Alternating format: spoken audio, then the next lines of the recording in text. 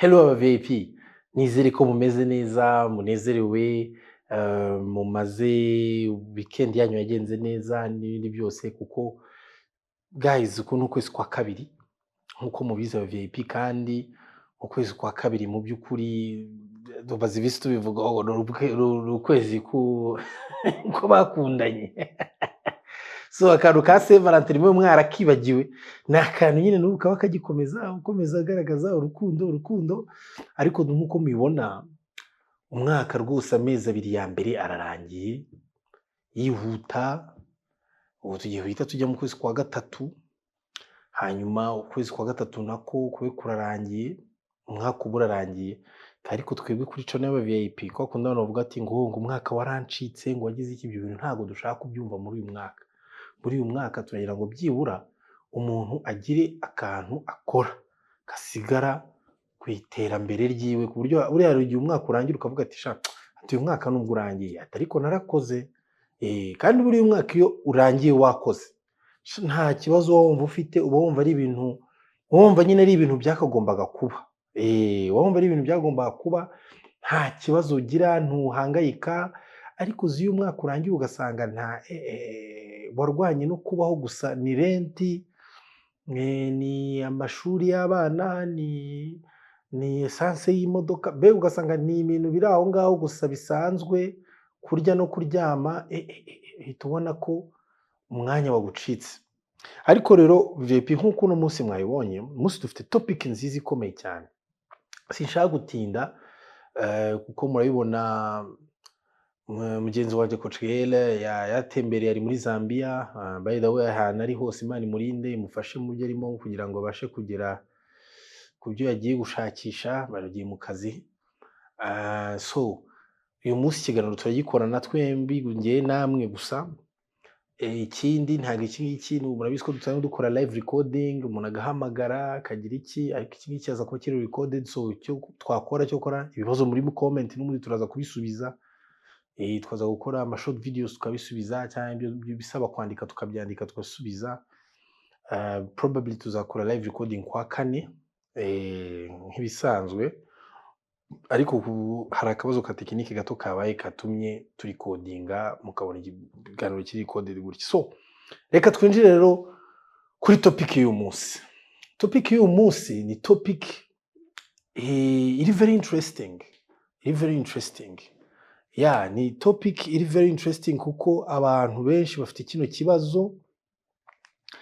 Ni tujye twumva ijambo aba diaspora. Diaspora buriya ni ijambo rivuga ko umuntu adatuye mu gihugu abamo. Iyi topic rero turashaka kugira ngo tuze kuvuga ati se ubundi ni impamvu ki zituma cyangwa ni iki byungura umuntu bituma ava iwabo ahantu yavukiye kavukire yiwe akayireka akajya mu mahanga cyangwa akajya mu mujyi kugira ngo ashakeho imibereho, kugira ngo ashakeho akazi, ashake uko yakorera business, ashake uko yaterera imbere, akabona iwaba hava ntago bigikunze, ariko akavuga ati ndamutse ngiye ahandi hantu ibi bintu ngiye gukora ahandi hantu byo bishobora gukunda. Mbega ni ihe mpamvu uyu munsi uraganira kuri process y'ukuntu umuntu avuga ati ngiye ngiye kuva iwacu ngiye kuba mu mahanga, ngiye gushaka imibereho mu mahanga. So ni ikintu gikomeye cyane ku bajene bataragira famille, cyabandi n'abapapa bamaze kugira famille, n'abamama bamaze kugira famille, ariko umuntu agafata icyemezo cyo kuvuga ati ndahagurutse, size umuryango wanjye, size abantu tuziranye, ngiye ahantu ntazi umuntu n'umwe, ntazi abantu na bamwe, mbega nta muryango mfite wose n'igihugu cyanjye. Akenshi hari n'igihe umuntu aba asanga yagiye hanze y'igihugu, ariko niho ngiye gushakira amaramuko. So ni ikintu, ni topic ikomeye cyane uyu munsi nshaka kugira ngo tuvugeho twitonze. Ndaza kuvuga types z'aba diaspora dufite, cyangwa abantu bagiye mu mahanga gushakisha ubuzima, ariko hari n'indi nza kwiyongeramo y'abantu noneho bava mu cyaro bakaza mu mujyi gushaka ubuzima. hanyuma nze noneho no kuvuga ku bibazo bine umuntu yakagombye kwibaza mbere yo gutekereza kuva iwabo, kuvuga ati mvuye iwacu mu gihugu cyangwa mvuye iwacu kuri kavukire ngiye hanze gushaka imibereho. Ibintu bine by'ibibazo bine ugomba kubanza ukibaza, ukareba kugira ngo wasesinge kuko nimba ukoze decision nziza udahubutse. Kuko hari igihe ushobora gukora ino decision ugasanga urahubutse. So uyu munsi turagira ngo tubiganireho. Sinshaka kugira ngo nze gutinda mu kiganiro, ahubwo ndashaka kugira ngo wenda ahubwo nzatinde dusoma amakomenti n'ibibazo kugira ngo tugende tureba uko twabisubiza. Ariko so ntangiriye ku bwoko bw'abadiaspora dufite hano hanze. Hari abambere navugaho, turavuga ntago bari abadiaspora mu by'ukuri, ahubwo ni icyo mu mvugo y'abanyamahanga bavuga ngo ni rural urban migration, kuvuga ati umuntu avuye mu cyaro aje mu mujyi. Avuye mu cyaro aje mu mujyi, aje gushaka imibereho myiza mu mujyi. Abantu benshi bajya bavuga, mujya mwumva ibintu bavuga ati ngo uyu nguyu ngo ntago ari kavukire, cyangwa uriya ngo ni kavukire ya Kigali. Kavukire ya Kigali bivuze ngo yaravukiye iranahakorera, ariko utari kavukire aba yavuye mu cyaro akavuga ati ngewe ibintu nkora hano mu cyaro cyangwa ndabona imibereho hano mu cyaro itarimo iranyorohera, reka ngende mu mujyi njye gushakayo ubuzima. Uyu niyo type ya mbere. Type ya kabiri, hari abantu b'abanyarwanda, cyane cyane ndaza kuvuga ku rugero rw'abanyarwanda kuko twese turi abanyarwanda. Aba VIP benshi n'ababaturanyi, mbega bumva runo rurimi mvuga, ubwo mvuga abanyarwanda, abarundi, abaturanyi bacu bo muri Kongo, abenshi tuganira runo rurimi tukumvikana. So akenshi usanga tuva mu bihugu byacu tukajya mu bihugu byegeranye natwe.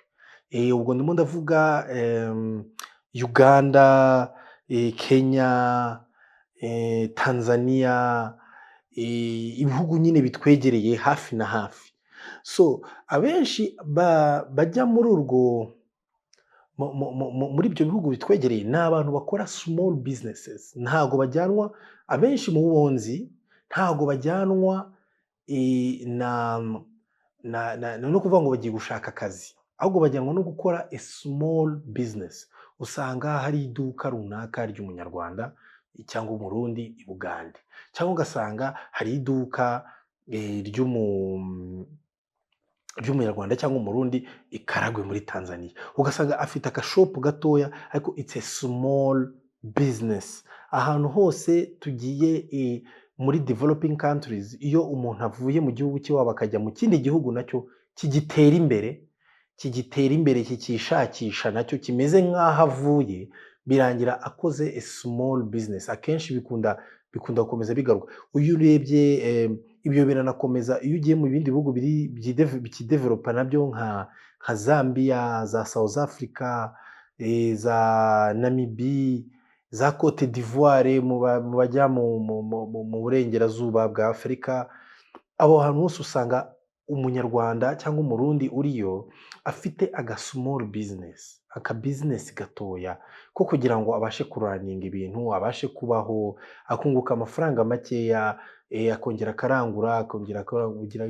Aho bantu niyo type ya kabiri navuga y'abadiaspora dufite muri ibihugu byacu.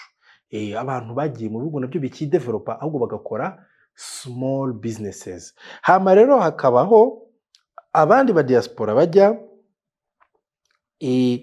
mu bihugu noneho biri develope, ariko ibihugu biri develope ariko bitafite ama benefits. Ubwo ndabisobanura gute? Bidafite imfashanyo. Ibyo bihugu biri develope ariko nta mfashanyo bitanga. Nta mfashanyo bitanga kugira ngo uwo ubashe gutera imbere. For example, hari nk'abantu usanga bari mu gihugu cya UAE, hari Dubai, cyangwa za Abu Dhabi. Ugasanga hari abamama cyangwa abapapa bakorera hariya. Akenshi aho ngaho muri iyi kategori irimo ibihugu nka za UAE, Dubai, za China, Turkey, Qatar, Polande, ibihugu nk'ibyo ni ibihugu usanga umudiyasipora wagiyeyo agiye gukora, abajyanywe n'akazi, ntago ajyayo ngo akore small business, ahubwo ajyanwa n'akazi, ajyanayo skill afite akayikora vuba vuba kugira ngo imwinjiriza amafaranga, kuko ababona ari skill ashobora gukora hariya hantu ikamwinjiriza amafaranga menshi kurusha uko yayikora mu Rwanda. Akavuga ati ndagenda hariya nkore vuba vuba, saving amafaranga, njye mbasha kugira icyo nohereza mu rugo. Aho rero hari umubare mwinshi w'abadiaspora nawo umaze kungana gutyo, ahantu hose bari ku isi turabasuhuje, ariko ni abantu bavuga ati tugiye gushaka amikoro yo kugira ngo dukore. Nimba ni ahantu umuntu aragiye, ariko itandukaniro ry'aha ngaha n'ahambere ni uko ahambere umuntu akora business kugira ngo abashe kubaho. Muri za East Africa n'ibyo bihugu bindi nakubwiraga, abenshi bakora business kugira ngo babashe kubaho. Iyo ndimo ndavuga umuntu uri average, simvuga umuntu wenda wateye imbere cyane ngo abe umukire. Ariko muri aba bandi bo bakabiri bo ni abantu bagenda bagakorera amafaranga vuba vuba kugira ngo babashe kwiteza imbere mu gihugu iwabo. Bakora icyo bita profit repatriation, bagakorera amafaranga, bakaba bagura ibibanza hano iwabo mu Rwanda cyangwa mu Burundi, bakaba bakubaka amazu, bakaba bagura amamodoka, bakaba bashinga izindi business mu gihugu iwabo, ariko batazishinze muri icyo gihugu cyo hirya. Noneho hakaza rero iyindi kategori y'abadiaspora, ariyo ya kane. Ni kategori noneho y'abadiaspora bari mu bihugu byateye imbere kandi bifite n'ama benefits. Iyo mvuze ama benefits, abantu ntibumve ngo ni imfashanyo zo kuguha gusa, ahubwo haba hari ibindi bintu byiyongeramo. Ubwo ndimo ndavuga ibihugu nka za USA, ibihugu nka Canada, ibihugu nka UK, ibihugu nka Swede, Norvege, ni ibihugu biba bimaze gutera imbere, ibihugu biba bimeze neza. Iki gihe rero umudiaspora kenshi ajyayo n'ahajyanywe n'akazi. Ajyayo ajyanywe n'akazi, akavuga ati ngiye gukora cyane muri aka kazi kanjye, nkorera amafaranga yose ashoboka, saving. Ariko icyiza cy'ibi bihugu bitandukaniyeho na bya bihugu bya mbere nakubwiye, nuko icyiza cy'ibi bihugu cyo ho baguha, harimo icyo twakwita bakorohereza gukora.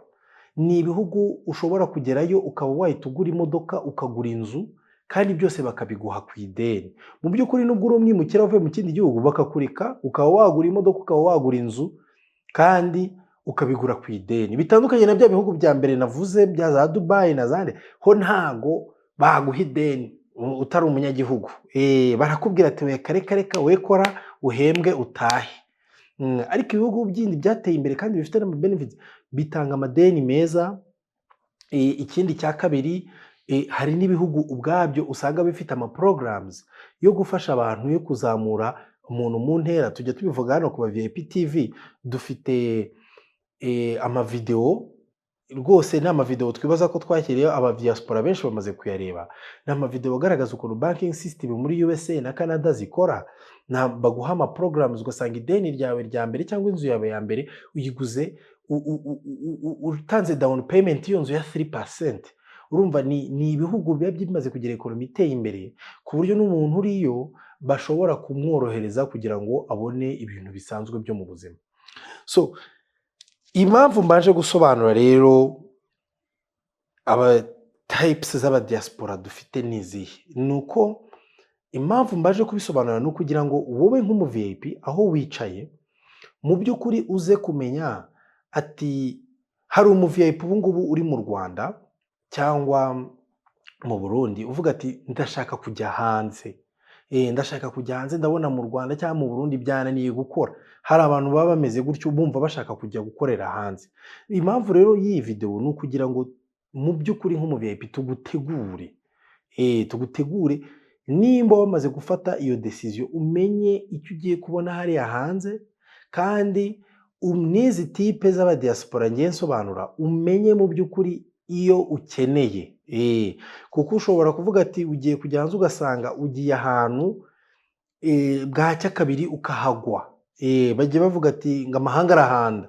Ugasanga rwose ugiye ahantu birakunaniye, ibiryo birakunaniye, ubayeho nabi, birakubititse. Hari nigeze kugira umushuti wanjye wagiye mu gihugu cya Angola, yari umushuti wanjye cyane, agezeyo ubuzima buramunanira. Buramunanira pe, bimunanira kubaho kandi yari yabonyeyo akazi, ariko ibyo bintu byose nibyo tugira ngo turebe tubaretse ni iki gituma cyatuma umuntu avuze ati byibura ndanasohotse, ariko sinsohotse kugira ngo bigende bite. Apana bya bindi byo kuvuga ngo urasohotse ngo umuntu asigaye aba hano ariko n'ubundi wagaruka mu Rwanda tugasanga wasubiye inyuma. Tugasanga ahubwo wasubiye inyuma, wabayeho nabi, wagize iki. So ibyo rero nibyo tudashaka. So Abavip ntongeye kandi kubatindira, ndashaka kugira ngo mvuge kuri bya bibazo 4. Ibibazo 4 ugomba kwibaza mbere yo kugira ngo uvuge ngo mvuye mu gihugu. Ndabanza mbivuge ibyo bibazo byose, hanyuma tuvuze kugenda dusubiramo kimwe kimwe ngerageza kugisobanura kugira ngo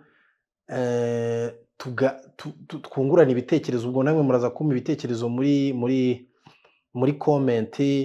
Gusa bino bibazo bijyanye cyane n'amafaranga n'imibereho. Ntago naje kuvushyiramo ibintu byo gukumbura iwanyu ngo cyangwa byo kugira iki, ibyo byo namwe murabyiyongereramo. Ngiye navuze ku mibereho no ku mafaranga. So ikintu cya mbere ni ukumenya ni ryari, ni igihe cyiza kihe cyangwa ni ryari wahitamo kujya mu mahanga gushaka opportunities. Ni ryari, ni igihe kihe. Urumva ikibazo cya kabiri nacyo kikavuga ati noneho ni iyihe myiteguro, ni iyihe myiteguro ngiye nkeneye kugira ngo menye ko ndi tayari. Ati noneho ubu nditeguye, nshobora gufata iyo trip nkaba nagenda cyangwa nkaba najya muri iki gihugu runaka wamaze wewe kubona, wamaze kuviza, wamaze kureba neza ukavuga ati iki ngiki ndabona ngiyeyo nagirira amahirwe cyangwa nshobora gukora nkagira icyo nunguka, sibyo? Hama icya gatatu ni ese iki gihugu nzakimenyeramo gute? Kuko iki ni ikindi kintu gikomeye. Yego umaze kumenya igihe wagendera, yego umaze kwitegura, ahubwo si icyo gihugu biroroshye kukimenyeramo. Kuko hari ibihugu umuntu ajyamo kumenyera bikamunanira, bitewe wenda n'ururimi, bitewe n'iki, ugasanga biragoye, n'imikorere y'aho hantu ugasanga ni ingorane. Icyo turaza kukivugaho muri detail. Hama rero ikibazo cya kare naho ni ukumenya noneho ni ikihe gihugu ngiyemo.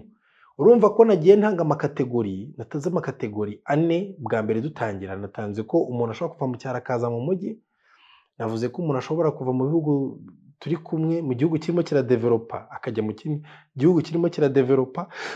Ubwo ni ukuvuga ni ukuva mu gihugu nk'u Rwanda ukaba wajya mu gihugu cy'abaturanyi runaka, nacyo kikiri mu nzira y'amajyambere, cyangwa ukaba wava mu gihugu kirimo kiri developinga ukajya mu gihugu cyamaze kuba develope, ariko kidatanga benefit. Ibihugu byinshi usanga bikorerwamo business zikakaye cyane nka za Turkey, za Dubai, za China.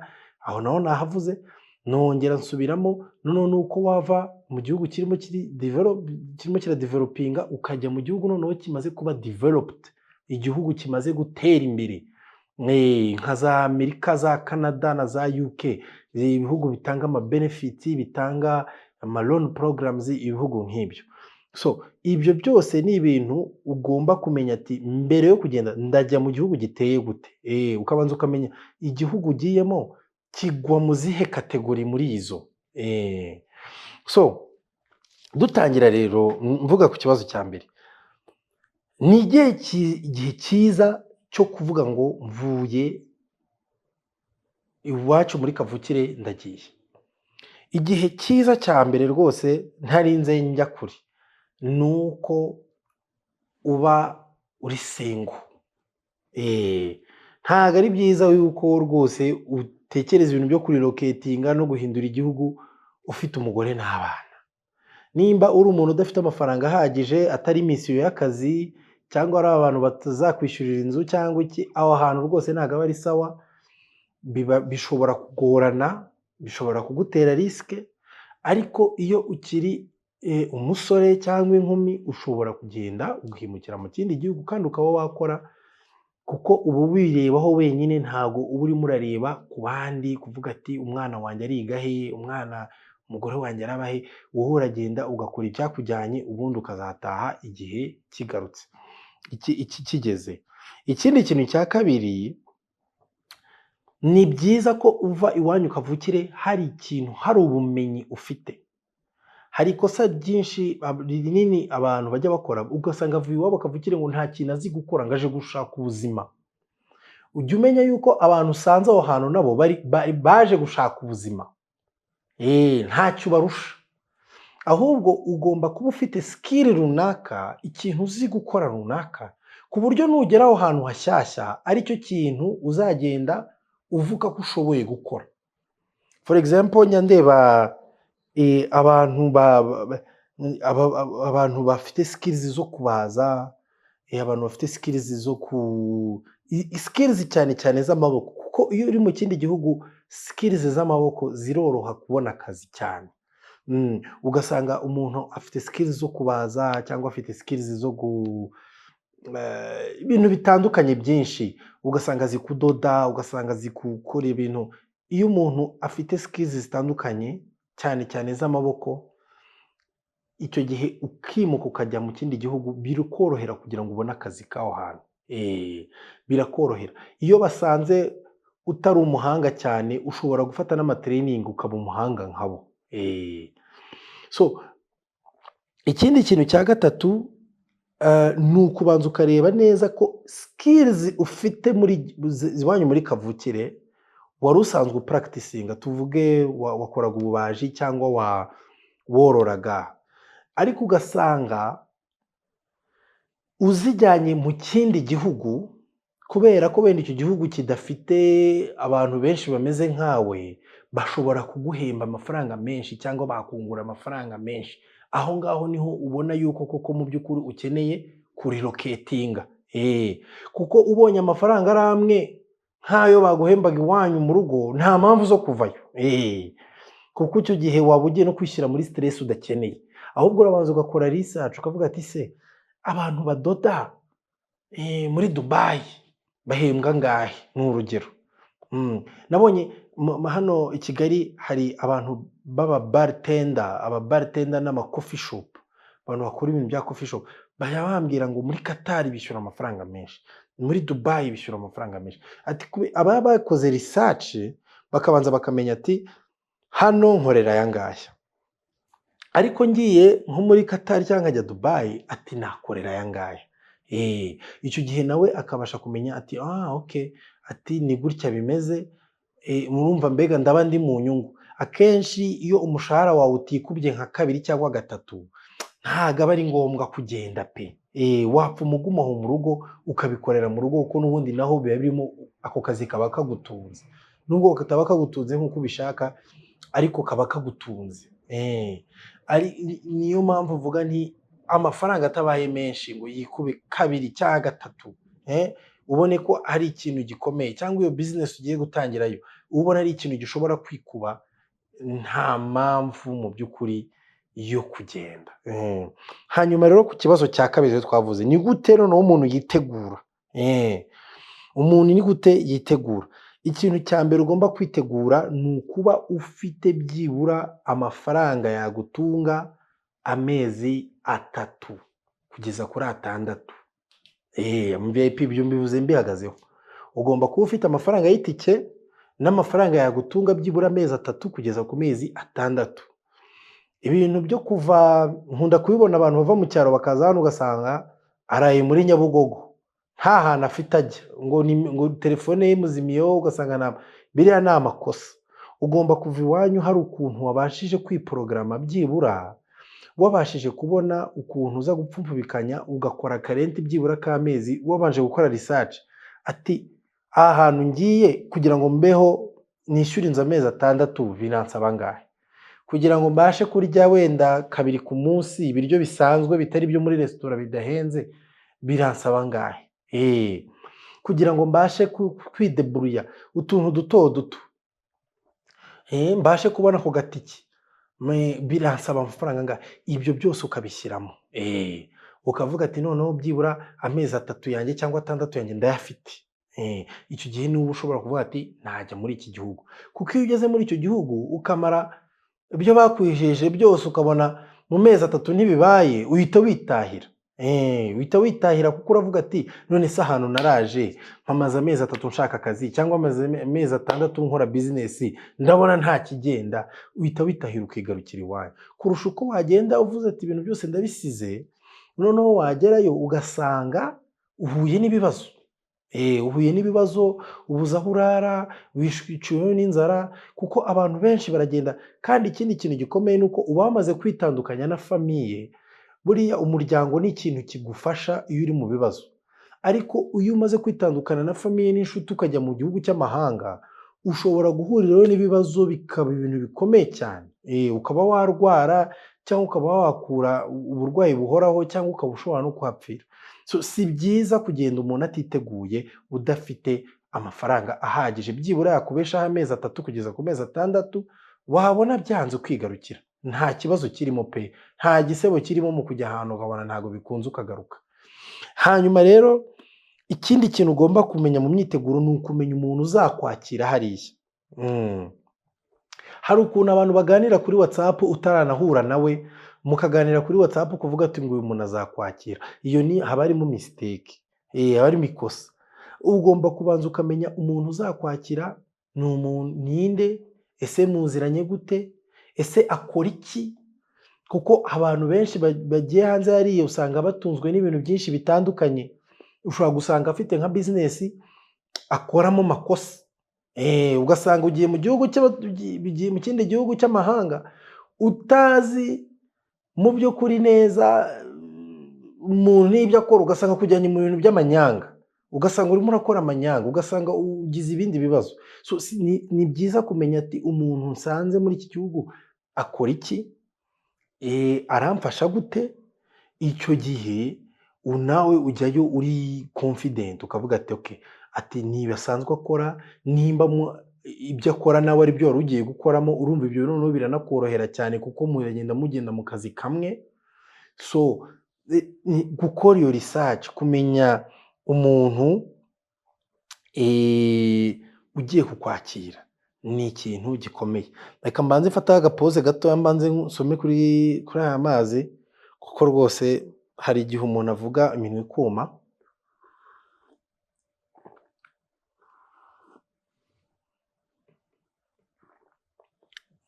Okay. Ubwo twari turangije ku kibazo cya kabiri cyo kwibaza mbere yuko uvuga ngo ufashe gahunda yo kujya hanze. Ikibazo rero cya gatatu, ikibazo cya gatatu ni ikibazo kivuga ati ese ni gute nafatisha vuba? Gufatisha ni ijambo rya kijene cyane, ariko ni gute namenyereza akazi cyangwa business vuba? Nicyo kibazo cya gatatu. Neze ko ngiye muri iki gihugu kindi, ni gute nzafatisha nkamenyereza vuba vuba ibyo nkora, ku buryo ntamera nk'aba bantu ugenda ukamara igihe mu by'ukuri wicaye utarimo utarafatisha, ugihuzagurika, nta mafaranga ubona, mbega utazi aho uri. Ikintu cya mbere wagakoze aho ngaho ni ugushaka abantu muhuje ibitekerezo. Tuvuge uvuye hano, hari abajene benshi bava hano bamaze gufata uduskili dukeya mu bijyanye wenda no muri ibyo navugaga wenda byo kudoda, cyangwa akava hano afitemo skills zo gukora coffee, akava hano afite skills zitandukanye.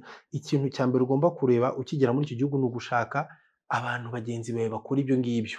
Byaba byiza ugashaka umuyimigra mugenzi wawe, kuko umwimukira mugenzi wawe niba yabavuye muri Cameroon, niba yabavuye musa nk'aho bahuje ibibazo, arakubwira ati oya, ati ahantu ukusiko abantu ba hano babikunda, ati babikora gutya, cyangwa akakubwira ati ahantu wakodesheje ndumva ari menshi, ahubwo ngwino nkwereka ahandi wakodesha hasanzwe, cyangwa ukamubwira ati mbega aguha ishusho y'imibereho y'aho hantu.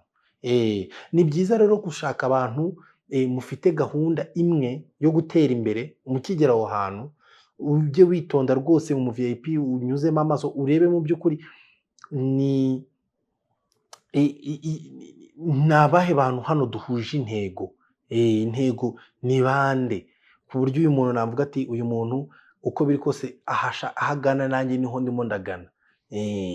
Abo bantu rero iyo umaze kubabona ukihuza nabo, bakagenda bakwereka systeme z'ukuntu aho hantu bahakorera, ukuntu basevinga amafaranga, ukuntu bohereza amafaranga iwabo, ibyo bakoresha amafaranga iwabo.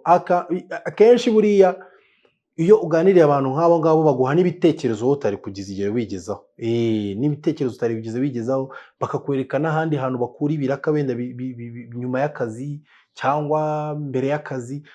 Ni abantu nk'abo nibo bagenda bagufasha kugira ngo ubashe gutera imbere. Ikindi kintu cya kabiri gikomeye ni uko iyo ugimara gusohoka mu gihugu, hari ikintu kimera cyane cyane nko ku bantu batoya, wenda ku bakuru bishobora kutababaho, ariko nko ku bantu batoya hari ikintu kimera nk'aho umuntu abonye freedom, akavuga ati ati mbonye ubwisanzure, ati none ndimo ndakorera amafaranga, ndi mu gihugu nka Dubai, ati mbonye ubwisanzure, reka ngende njye kunywa inzoga, njye mu bishuko byose bibaho n'iki. Icyo kintu rero ni ikintu gikomeye cyane gituma umuntu ashobora kumara mu mahanga imyaka magana na magana, ariko yajya agaruka mu Rwanda tukabona nta kintu na kimwe yagezeho, kandi amaze imyaka irenga 20 arimo arakora. So harimo ikintu cyo kwibuza, cyo kwifata, icyo kintu cyo kuvuga ngo ibyo freedom n'ibiki ukabyifata ukabyibuza, kubera ko ugomba kugumiza mu mutwe wawe yuko aho wavuye niho ugomba gusubira kandi ukahateza imbere. Buriya nimukajye mubona ibihugu byacu nk'u Rwanda n'u Burundi, ni ibihugu bigomba gutera imbere, kandi bigomba gutera imbere kubera twebwe. So wowe iyo ugeze mu gihugu nk'icyo ugashaka kwirekura ngo uryoherwe, ntabwo uba ukiri umu VIP. Umu VIP ni umuntu utegereza ati atoya, ataho kugira ngo nze kujya kurara mu kabari, nze kujya kurarana n'abamaraya, nze kujya kwirirwa mu mayoga cyangwa nandavura ahantu hose, ahubwo aya mafaranga nakayafashe nkayasevinga, nkaba nareba ikintu nakora iwacu. Icyo kita kizana no ku kintu cya gatatu. Ikintu cya gatatu gituma ufatisha iyo wagiye mu mahanga ni uguhora utekereza iwanyu. Iyo uhora utekereza iwanyu uvuga ati ngomba gutaha, hari igihe kigera aha hantu hari igihe kingana gutya, hari imyaka 3 cyangwa imyaka 5, ariko nyuma yaho nkahita ntaha nkajya gutangira ibintu iwacu mu Rwanda cyangwa iwacu mu Burundi. Icyo gihe bituma mu by'ukuri utarangara, ntabwo urangara, uravuga ati hari misiyo ndiho, iyo misiyo kandi ngo ngomba kuyiragiza nkasubira iwacu. So icyo ni ikintu kindi gikomeye, kumenya kwirimita. Abantu benshi iyo bagiye mu mahanga, hari abantu nzi kera bari bakijijwe cyane, ugasanga yavukiye mu muryango ukijijwe hose ameze neza, ariko yagira amahirwe yajya aho abantu batamuzi, akaba kasamutwe, akanywa inzoga, akarara mu mihanda, agakora ibintu byose kubera ko yumvise ko agiye asohotse, noneho ashatse guca ibintu byose kugira ngo akore ibyo atakoraga akiri iwabo. Ibyo rero ntabwo ari byo. Ibyo ntabwo ari byo.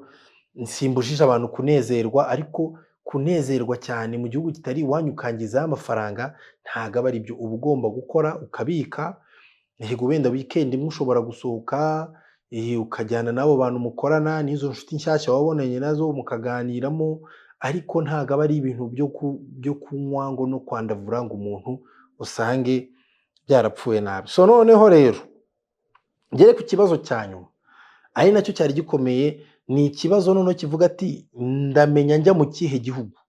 Ati yego umu VIP ibyo byose nabyujuje, ati mfite uwanyakira, mfite nditeguye, meze neza, ndumva ndi umusore, mfite imbaraga, mfite skills, mfite ikintu ngewe kandi mfite misiyo, nzi ko ngiye kujya hariya nkatera imbere. ariko se noneho igihugu ndagihitamo gute? Muribuka za kategori enye nababwiye bwa mbere, ndongera nzigarukeho. Igihugu cya mbere, ibihugu bya mbere bikomeye za Amerika, USA na Canada, biriya bihugu by'abakire cyane. Biriya bihugu akenshi sinabwira ngo umuntu ngo arabihitamo kuko biriya ni amahirwe yo kubijyamo. Abantu bose baba barabyapurayinzemo, bamwe bakabona visa, abandi bakazibura. So biragoye kuvuga ngo hitamo biriya bihugu, kuko ntago ari buri wese ugerayo. N'abariyo bajye bumva ko bafite amahirwe menshi akomeye, bajye bumva ko bafite n'inshingano zo kugira ngo bateze imbere abo basize mu Rwanda n'abo basize mu Burundi, kuko akenshi njya mbibona abadiaspora baba bari hanze ni nabo bohereza amafaranga famiye zabo hano, usanga bishyurira amashuri abana bo muri famiye, ugasanga yishyurira umwana wo kwa se wabo cyangwa wo kwa nyina, mbega bafasha, ntago bafasha umuryango wabo gusa, ahubwo bagerageza no gufasha imiryango y'abandi bantu yegeranye nabo. So urumva abo ngabo nta nama nakugiramo, kubera ko uhabonye ni byiza kurushaho. Ariko rero ikintu cya mbere ugomba kureba ni standard of living. Ati se igihugu ngiye guhitamo kubaho bimeze bite? Standard of living, cost of living, ese kurya, kuryama, transport ni ibintu bihenze? Kuko hari ibihugu, mu bihugu nagiye mvuga, usanga kurya, kuryama n'iki byose bihenze kurusha iwanyu. Ugasanga iyo ikintu gihenze kurusha iwanyu, haba hari amahirwe menshi yuko uzajya muri icyo gihugu, ubuzima bubi wari ufite kuri kavukire iwanyu, ugasanga nibwo ugiye kujya kubamo. So ikindi kintu cya kabiri uhita ureba, wenda gishobora kubalansa icyo cya mbere, none ni ukureba ati skills mfite muri aka gace bazihembera amafaranga angahe?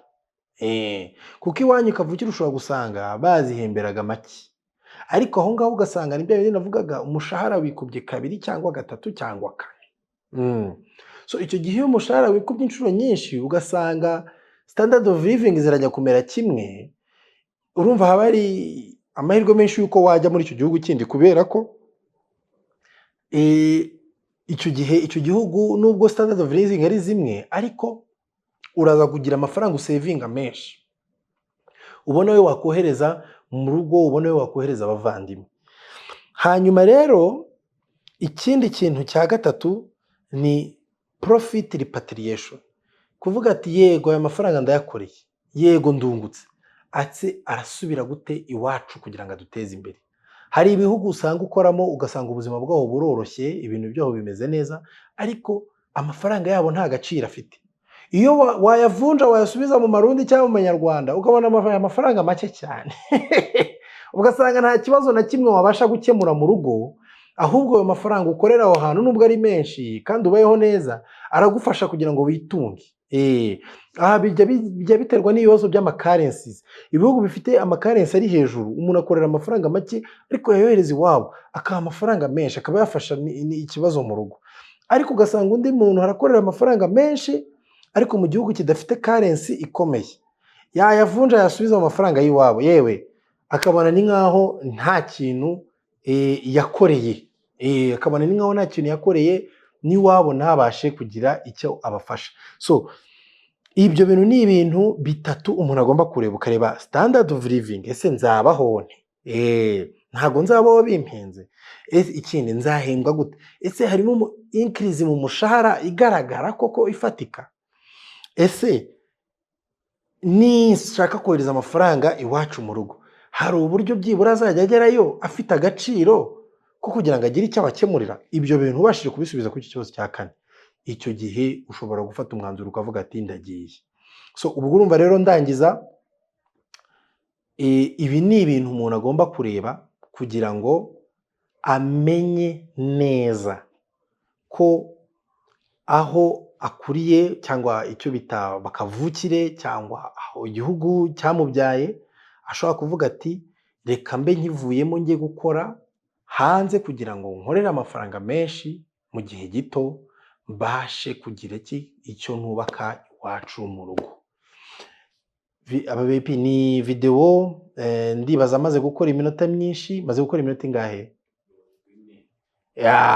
Urumva buze iminota myinshi, igeze iminota 40, ariko ni video yo kwitondera umuntu akayireba aramutse afite igitekerezo cyo kuvuga ngo arashaka kuva mu gihugu ajye hanze kujya gushaka imibereho. Iyi video it's a must see, kuko ushobora kugira gutya ukabikora ugahubuka ugahura n'ibibazo. Tumaze guhura n'abantu benshi bahuye n'ibibazo, ugasanga umuntu yigiriye mu mahanga. Ngiye ntago birambaho ngo nkenere kuva mu gihugu cyanye ngo njye gushaka imibereho hanze, ariko uko biri kose ndatraveringa nkajya mu mahanga hirya no hino, ndagenda nkahura n'abanyarwanda, ugahura n'umunyarwanda ugasanga yahuye n'ikibazo gikomeye cyane kubera ahantu yagiye imibereho ntago irimo iramukundira neza. Ntago irimo iramukundira neza. So Abavip murakoze cyane. Iyi video muyirebe, muduhe comment, muduhe ibibazo, muduhe ndagerageza kubisubiza, kubera ko urumva ntabwo ari live recording umuntu ngo bahamagare tuvugane tuganire. So thank you very much Abavip, turabakunda cyane.